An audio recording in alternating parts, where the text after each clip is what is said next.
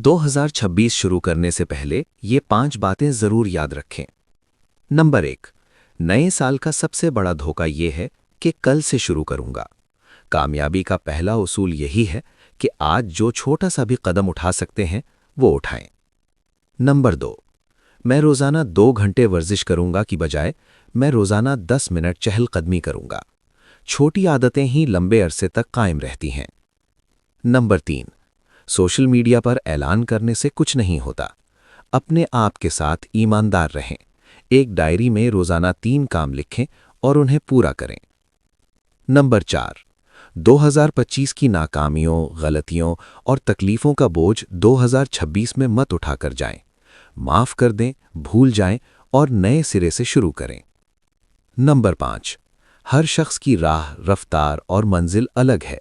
दूसरों के social media highlights देखकर अपना मवाजना मत करें। अपनी तरक्की पर तवज्जो दें।